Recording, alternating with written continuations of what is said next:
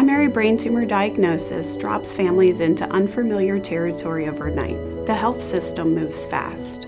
The information is complex and overwhelming, and patients and families are expected to keep up while they're trying to still process the news. It's a lot for everybody to go through this, right? And it also is nice to have somebody to tell all of this stuff to. Yeah. Without adding more stress. Families are suddenly responsible for medical records, imaging, referrals, clinical trial research, and second opinions, all while living in shock and fear. Overwhelmed, exhausted, doing everything on their own. That's often the moment families find and reach out to Brain Tumor Network. From the first conversation, we help organize the chaos. We collect records. We make sure that specialists have what they need. We reduce delays so families are not repeating the same work over and over. It was really an all-hands-on-deck approach, and I wasn't left behind. It was actual physical help. One thing we hear again and again is, "I wish I had known about you sooner." Because once families find us, they're no longer navigating this journey alone. Hi, I'm Tracy Wilcox. I was married to Daniel Wilcox.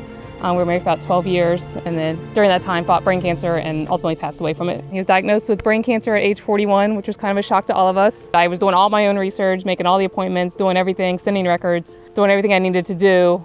But then once they stepped in, they pair you up right away with a nurse navigator, and she was amazing. She would send records, she'd call. Any questions we had, she would break down to something that we could understand. Once paired with a BTN navigator, patients have a consistent person by their side. We stay with families through the journey. We stay present when plans change, offering guidance that lightens the load a little bit. We connect patients and caregivers to support and community, so they have a place to speak openly, feel understood, and find a shoulder to lean on through the hardest moments. In clinical trials, she would search up all over the country. She would highlight like the important points, because it is very hard to dissect. Clinical trial navigation is more than finding trials. We curate a set of options based on the patient's diagnosis, biomarkers, treatment history, and goals.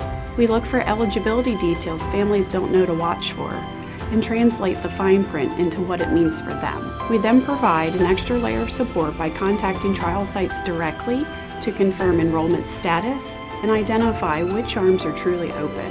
They are really helping us to research clinical trial options. They can put in the legwork to find kind of just what's out there that we don't even know about. When questions come up, we help families pursue second opinions with providers experienced in brain tumor care. We coordinate records, support insurance questions, and stay involved as patients and their loved ones weigh next steps. It was just a constant back and forth information sharing. Here's what's really going on.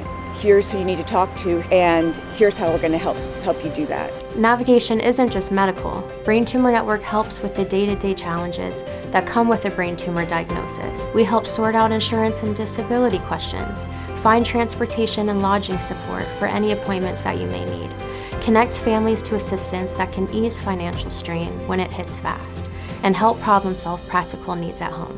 With support behind the scenes, families can spend less time managing logistics and more time being present. More time together, more space to focus on what matters most. If you read the research, they'll tell you 12 to 18 months is the survival. He made it 3.5 years. We traveled up until the very end. Brain Tumor Network was founded by a family whose brain tumor journey became a promise that no one should face this diagnosis alone. My wife Susan had a stroke. After a biopsy, I was told by the neurosurgeon that she had what is normally a terminal form of brain cancer. Instead of practicing what I would say at her eulogy, maybe what I need to do is figure out how I'm going to save her. That lived experience continues to shape how we show up for patients and families every day. The Brain Tumor Network, they've done a lot, and I know that they're going to continue to be there for us. Clear guidance and real support when families need it the most. Because when the path forward is unclear, the Brain Tumor Network helps families find their way.